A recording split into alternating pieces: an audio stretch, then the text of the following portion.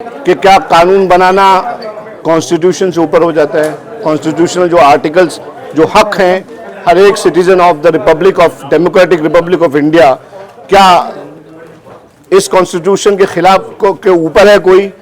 अभी तक तो मैंने यही सुना था कि कॉन्स्टिट्यूशन के ऊपर कोई भी नहीं है सर। कॉन्स्टिट्यूशनल हक के लिए हर एक इंसान को अपनी आवाज़ उठाने का हक है और वही हम कर रहे हैं।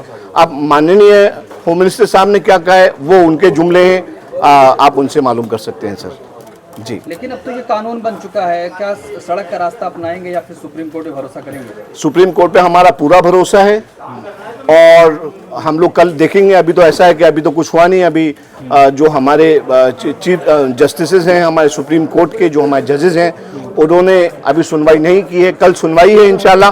कल सुनवाई के बाद जो भी गाइडेंस आता है, जुडिशियल गाइडेंस जो भी आता है, उसके मुताबिक हम अपनी जिद्दोजहद को जारी रखेंगे सर। लेकिन सरकार कह रही है कि इसमें दिक्कत नहीं है, बल्कि इसमें जो गरीब मुसलमान हैं उनको फायदा पहुंचाने के लिए कानून लाया गया है। सर अगर बिल्कुल ठीक है, ये बात तो देखिए अब हो गई है, अब ये सब जुडिस हो जाएगी। तो इस सिलसिले में क्योंकि सरकार ने भी अपना केवियट दाखिल कर दिया है, इसलिए ये पार्ट ऑफ द आर्ग्यूमेंट है जो सरकार पेश करेगी। तो हमने अपना पेश कर दिया, उनको अपना पेश करने दीजिए, फिर उसके बाद हम इसका जवाब देंगे सर। मतलब लगता है कि इससे नुकसान होगा मुसलमानों का? अगर ये जो जिस तरीके से मुसलमानों की ज़मीनों पर कब्जा किया जा रहा है, तो आप खुद अपने दिल से पूछ लीजिए कि आपके घर पे कोई कब्जा कर ले तो आपको कैसा लगेगा। हमारी ज़मीनों पे इसी तरह, और हमारे यहाँ तो कानून बना के बाकायदा उसके ऊपर कब्जा करने की कोशिश की जा रही है।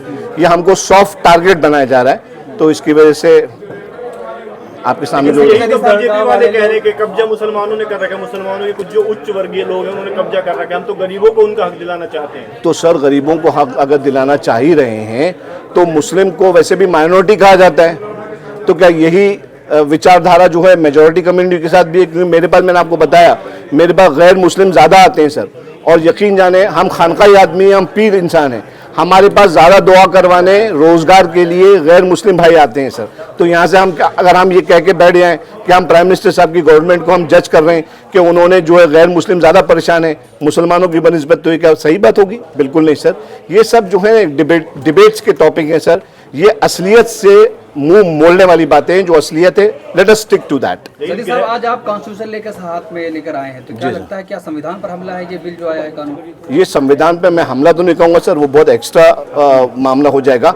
लेकिन हाँ, इतना ज़रूर है कि ये संविधान के जो हक हैं इंसान के, हमारे जो माइनॉरिटी मुस्लिम्स के हक हैं, उसके ऊपर जरूर हमला है सर, हमारे हक पे हमला है। लेकिन गृह मंत्री कह रहे हैं बिल पार्लियामेंट से पास हुआ है, मानना तो पड़ेगा सर। ऐसा है कि ये हमारी चॉइस है एज ए डेमोक्रेटिक कंट्री। जिस दिन हिंदुस्तान डिक्टेटरशिप बन जाएगा सर, उस दिन हम इस बात को मान लेंगे। तो सर क्या लगता है, आप प्रधानमंत्री के फेवर में रहे, आप जैसा कि जिक्र किया कि हम ही लेकर आए, आज ऐसा क्या हो गया कि आप उनके लाए हुए बिल को कह रहे हैं कि मुसलमानों के? सर मैं प्राइम मिनिस्टर साहब के खिलाफ नहीं हूँ, उनकी बहुत सारी बातें हैं, उनकी मैं सराहना करता हूं, लेकिन उसके साथ साथ सर जो मेरे पीछे मैंने आपको बताया इतने बहुत सारे लोग खड़े हैं, अगर उनका हक जा रहा है तो आप समझते हैं कि मैं उसके लिए जो हक बात है उसको कहने से रुक जाऊं सर। सपोर्ट करने का मतलब ये नहीं होता है कि अगर आप गलत करें तो मैं आपके गलत में भी साथ दूं। आप जब तक सही हैं, कॉन्स्टिट्यूशन की लाइट में आप सही हैं, मैं आपके साथ हूं सर। कॉन्स्टिट्यूशन के मसले में जर्रा बराबर कमी होती है तो sorry sir, I openly do not support it. आपने कहा कि पानी सर से ऊपर हो चुका है, क्या मतलब है सर? पानी सर से ऊपर हो चुका है इसका मतलब यही है कि हम लोगों से पूछा नहीं गया इस मामले को लेकर, जो डायरेक्ट स्टेक होल्डर्स हैं, और उसके बाद जो है वो बिल पास हुआ, उसके ऊपर डिस्कशन हुआ, वो पास हो गया, लॉ बन गया, वो उम्मीद बन गया। वो हमारे लिए वो उम्मीद ना उम्मीदी है सर। तो इसलिए आई डोंट थिंक अभी इसके लिए हमको इस पे जाना पड़ रहा है। आप लोग जानते ही है ना कि सुप्रीम कोर्ट के अंदर रिट करने में कितना खर्चा होता है, कितना एक्सपेंस होता है। तो आप समझते हैं सर, मुसलमानों की हालत के बारे में आप लोग एक मरतबा गौर करिए कि मुसलमान वो कौम के पहले ही पिछड़ी हुई है, जिस तरह से सचर कमीशन रिपोर्ट ने बताया, और उसके बाद उनको मजीद अपना हक साबित करने के लिए उनके पास कोई साधन ही नहीं है सर। क्योंकि जो साधन है जहां पे उनको प्रूव करना है वो उनकी मॉनेटरी, वो उनकी इकोनॉमी से बहुत ऊपर है सर। हम कोशिश करके हमने अपने लोगों को जमा किया, उनसे मशवरा किया, और मशवरा करके हम हाजिर हैं। हम अपनी गद्दी से उतर के आए हैं मैदान में, गद्दी पे बात कान में होती थी, हम मैदान में आके कर रहे हैं। प्राइम मिनिस्टर वही तो कह रहे हैं कि वक्फ की जो प्रॉपर्टी थी उसका सही इस्तेमाल नहीं हो रहा था। अगर सही इस्तेमाल होता तो आज मुसलमान पंचर नहीं लगा रहा होता।